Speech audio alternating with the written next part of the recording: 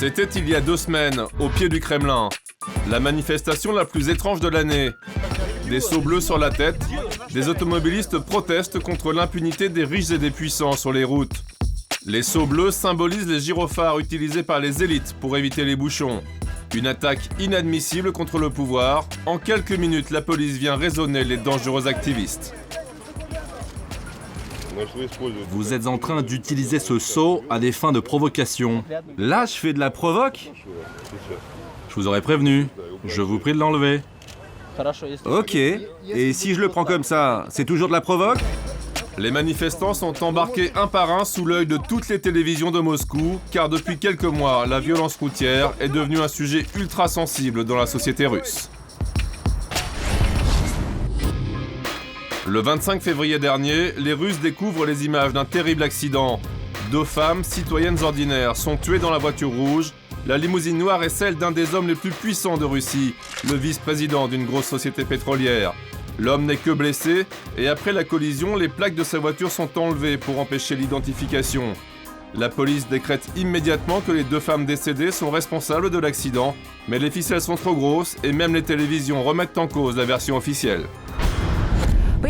Des témoins ont finalement affirmé que c'est la Mercedes qui remontait la file. En fait, c'était bien la limousine des VIP qui doublait sur le contresens. On peut appeler ça un progrès. Avant, la police affirmait n'avoir pas de vidéo de l'accident. En fait, il y en a une et on attend une enquête objective. Depuis le terrible accident de l'avenue Lénine, Sergueï Ivanovitch, le père de l'une des victimes, revient régulièrement sur les lieux du drame, là où sa fille est morte. Voilà. L'accident s'est passé juste là-bas, au milieu des voies. Pendant quelque temps, les gens ont déposé des fleurs au pied du lampadaire que vous voyez en face. Vous savez, dans ce pays, quelle que soit l'époque, l'État n'a jamais respecté les citoyens de base. Et ces gens n'ont pas peur de ce que nous pourrions tenter légalement contre eux. Si Sergueï se bat pour sa cause, il pense aussi à toutes les victimes de la route dans le pays.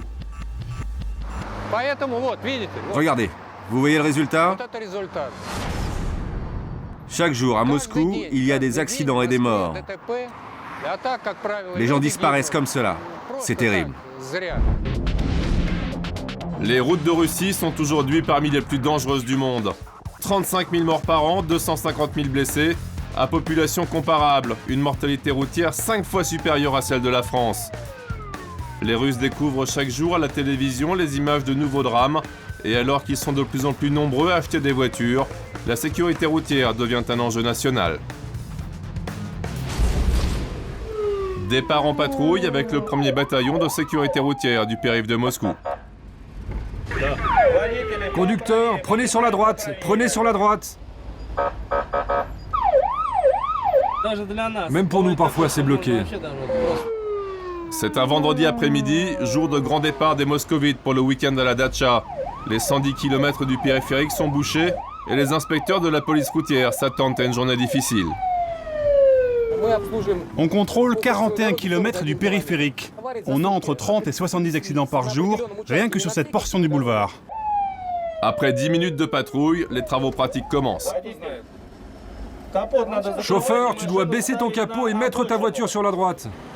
Je ne sais pas ce qui se passe, elle démarre pas. Allez, il faut la sortir de là. Ferme la route. La voiture enlevée, les policiers repartent pour quelques centaines de mètres seulement.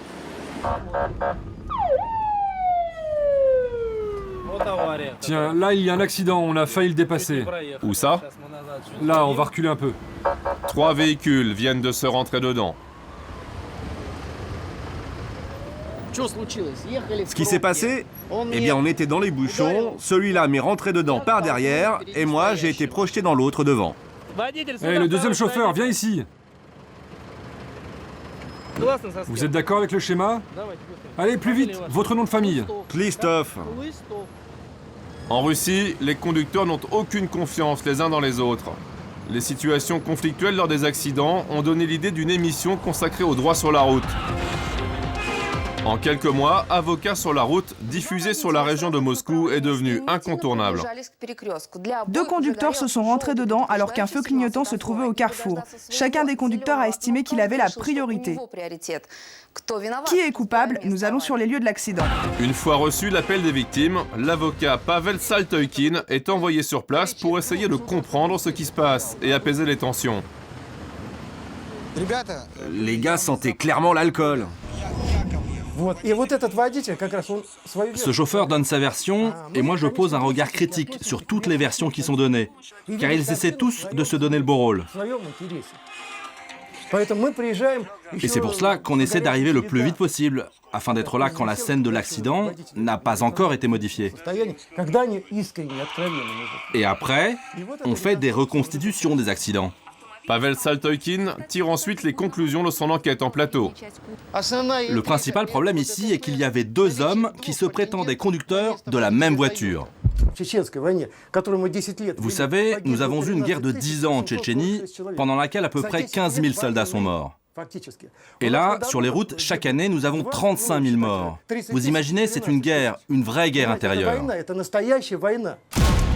Une guerre sans morale et sans règles. La corruption des policiers russes est devenue légendaire, mais les automobilistes participent activement à l'hécatombe sur la route avec un sport national, l'achat des permis de conduire. Au cœur de Moscou, une automobiliste anonyme, avec tout de même une particularité. Il a coûté combien, vous dites? C'est 550 €. La jeune femme a acheté son permis il y a 1 an, simplement par pragmatisme. Même si tu passes par l'auto-école, il faudra payer une grosse somme à l'arrivée pour avoir le permis.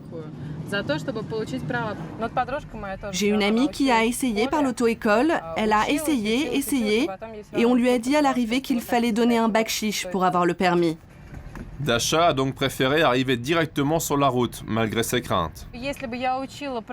C'est sûr que si j'avais appris comme il faut à l'auto-école, je serais plus sûre de moi en conduisant.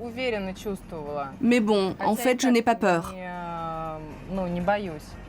L'achat du permis de conduire ne représente aucun problème en Russie. Les propositions sont nombreuses sur Internet.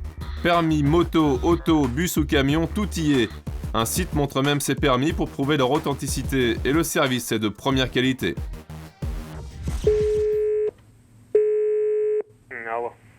Il me faudrait un permis de conduire. Que proposez-vous? Un permis de conduire B pour les voitures de tourisme coûte 600 €. Et il faudra attendre combien de temps? 5 jours. Et le permis sera comme légal, enregistré par la police. Police et administration impliquées, les autorités ferment encore les yeux sur ce juteux business du permis. Pour améliorer les chiffres de la sécurité routière, certains panneaux de direction sont désormais doublés de conseils appelant au respect des distances ou des limites de vitesse et les secours reçoivent plus de moyens. Les pompiers sont équipés progressivement de voitures d'entraînement avec des mannequins pour apprendre à extraire plus vite les blessés. Objectif gouvernemental, passer dès cette année sous la barre des 30 000 morts annuels, pas gagné d'avance.